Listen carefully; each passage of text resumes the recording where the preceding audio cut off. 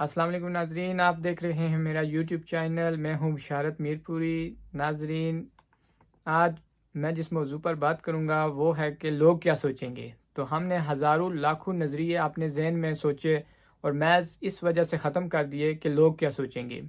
اسی طرح کئی لوگ اپنے نظریہ اپنے ذہن میں ہی لے کے پوری زندگی گزار دی، آج اس وجہ سے ان پہ عمل نہیں کیا گیا، ان کو شروع ہی نہیں کیا گیا کہ لوگ کیا سوچیں۔ کئی زبردست قسم کے آئیڈیا کھو دیتے ہیں کہ لوگ کیا سوچیں گے، لوگوں کی باتوں سے پریشان نہ ہوا کرے۔ تو ایک آدمی تھا، اس نے ایک گھوڑا پالا ہوا تھا۔ بادشاہ کو ضرورت پڑی گھوڑے کی، تو بادشاہ نے جو ہے وزیر کو بولا کہ ایک خوبصورت اور اچھی نسل کا گھوڑا لے کے آؤ۔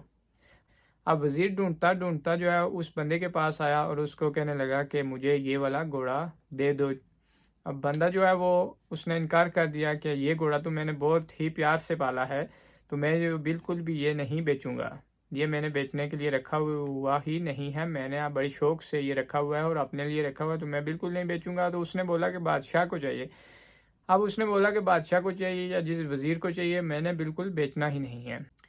وہ بندہ پیسے وغیرہ کی آفر بھی کر کے چلا گیا۔ اب اس نے انکار جب کر دیا تو پھر وہ بادشاہ کے پاس چلا گیا اور اس نے بتایا کہ ایک آدمی ہے جس کے پاس بہت ہی اچھی نسل کا گھوڑا ہے اور وہ بیچنا نہیں چاہتا۔ تو بادشاہ نے کہا کہ دیکھیں تو صحیح، جس نے بادشاہ کو انکار کیا وہ کون سا بندہ ہے۔ تو بادشاہ اس بندے کے پاس آیا اور اس کو کہنے لگا کہ یہ والا گھوڑا جو ہے ہمیں پسند ہے، تو یہ ہمیں دے دو۔ اب اس بندے نے بادشاہ کو بھی انکار کر دیا کہ یہ گھوڑا تو میں نے بڑی ہی محنت سے پالا ہے، تو اس کو تو میں سمجھ لیں کہ جیسے بچوں کو رکھا جاتا ہے اس طرح میں نے پالا ہوا ہے، تو میں بالکل نہیں دوں گا یہ والا گھوڑا۔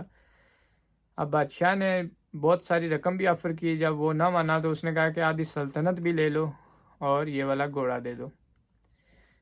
تو اس نے پھر بھی انکار کر دیا۔ اب یہ بات جب لوگوں کو پتہ چلی کہ اس نے اتنی بڑی قیمت میں بھی گھوڑا نہیں بیچا، تو سارے لوگ اس کے گھر اکٹھے ہو کے آ گئے اور اس سے ہمدردی کے طور پر کہنے لگے کہ تم نے بہت ہی غلط فیصلہ کیا، اتنی بڑی رقم لے لیتے، اس گھوڑے کا کیا کرو گے، بہت اعلیٰ بھی نسل کا ہوگا تو اتنی قیمت کا نہیں تھا، بادشاہ تم کو آدھی سلطنت دے رہا تھا تو تمہیں یہ ایکسیپٹ کر لینی چاہیے۔ تو اس نے کہا کہ نہیں، میں نے بہت محنت سے پالا ہوا ہے تو اس وجہ سے میں نے نہیں دیا۔ تو اس کو اپنے فیصلے پہ بالکل بھی وہ شرمندگی نہیں تھی، اس نے کہا کہ میں نہیں دوں گا۔ ابھی کچھ دن ہی گزرے تھے کہ وہ گھوڑا وہ جنگل میں بھاگ گیا۔ اب سارے لوگ پھر آگے کہ دیکھا نا، ہم نے کہا تھا کہ گھوڑا دے دیتے تو اچھا ہوتا، ہمارا فیصلہ جو ہے وہ صحیح تھا اور تم وہ گھوڑا نہیں دیا، اتنی بڑی قیمت بھی ٹھکرا دی، اور اب اچھا اب دیکھ لیا کہ گھوڑا جو ہے وہ اس نے تو تمہارے ساتھ وفاداری نہیں کی، وہ تو جنگل میں چلا گیا۔ تو اس بندے نے کہا کہ چلے میرے نصیب میں یہی تھا، اگر چلا گیا تو کوئی بات نہیں، میں صبر کروں گا۔ تو اس طرح بندے سارے چلے گئے۔ پھر کچھ ہی دن گزرے تھے تو وہ گھوڑا واپس آیا، اور صرف اکیلا ہی واپس نہیں آیا، اس کے ساتھ 10 اور بھی گھوڑے جنگل سے آ گئے۔ تو جب لوگوں کو یہ بات پتہ چلی کہ اس کے پاس 10 گھوڑے اور بھی آ گئے ہیں اسی نسل کے زبردست قسم کے گھوڑے اور اعلیٰ قسم کے، تو لوگ اس کے پاس پھر آ گئے اور کہنے لگے کہ تم بہت تیز آدمی ہو، تمہیں تو پتا تھا کہ یہ گھوڑا تم نے ٹرین ہی ایسے کیا ہوا تھا کہ یہ جنگل سے اور گھوڑے بھی ساتھ لے آئے گا، اعلیٰ قسم کے گھوڑے، اور تم زیادہ مہنگے داموں بیچو گے، تو اس وجہ سے تو تم نے بہت اچھا فیصلہ کیا۔ اب وہی لوگ جو چند دن پہلے اس کو کہہ رہے تھے کہ تم نے بہت غلط فیصلہ کیا، اب کہہ رہے تھے کہ تم نے اچھا فیصلہ کیا۔ تو ایک تو ہے کہ لوگوں کی جو فیصلے ہیں یا لوگوں کی جو باتیں ہیں وہ وقت کے ساتھ ساتھ آپ کے فیصلوں کو کامیاب ہوتا ہوا دیکھ کر بدلتے بھی رہتے ہیں۔ ابھی کچھ دن گزرے تو اس بندے کا جو بیٹا وہ سواری کر رہا تھا اس گھوڑے پہ، تو گھوڑے سے وہ گرا اور اس کی ٹانگ ٹوٹ گئی۔ اب لوگوں کا نظریہ پھر بدل گیا، واپس آ گئے لوگ اکٹھے ہو کے پھر آ گئے۔ اب لوگوں کا کہنا یہ تھا کہ یہ گھوڑا تمہارے لیے بہت منحوس ہے، تم نے پہلے آدھی سلطنت ٹھکرا دی، اب تمہارے جو بیٹا ہے وہ اس پر سے گر کے تو اس کی ٹانگ ٹوٹ گئی، تو یہ گھوڑا تمہارے لیے بہت منحوس ہے، تمہیں بالکل بھی فائدہ نہیں ہو رہا، تم نقصان میں جا رہے ہو۔ تو بہرحال لوگ باتیں کر کے چلے گئے، وہ سنتا رہا۔ ابھی کچھ ہی دن پھر گزرے تھے تو اعلان جنگ ہو گیا۔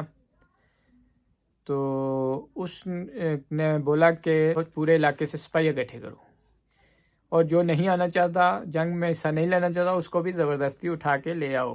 اب ہوا یوں کہ جب لوگ لوگوں کے گھر جاتے اور ان کے بچے نہ آنا چاہتے تو ان کو زبردستی لے جاتے، تو کئی لوگوں کے جو بچے ایگری نہیں تھے ان کو بھی لے کے جب چلے گئے۔ اب اس کی باری آئی جس کے بچے کی ٹانگ ٹوٹی ہوئی تھی، جب اس کے گھر میں آئے تو اس کو ٹانگ ٹوٹی ہوئی دیکھی تو اس کو گھر کی چھوڑ کے چلے گئے۔ اب لوگوں کا نظریہ پھر بدل گیا، اب وہ سارے جو ہے وہ پھر واپس اس کے پاس آ گئے اور کہنے لگے کہ تم تو بہت خوش قسمت ہو، تمہارا بیٹا جو ہے وہ جنگ میں نہیں لے کے گئے، ہمارے تو بچے جو ہیں وہ زبردستی اٹھا کے لے گئے ہیں جنگ میں، تو ہم تو بڑے پریشان ہیں، اب ہم دیکھ بھی پائیں گے اپنے بچوں کو یا نہیں۔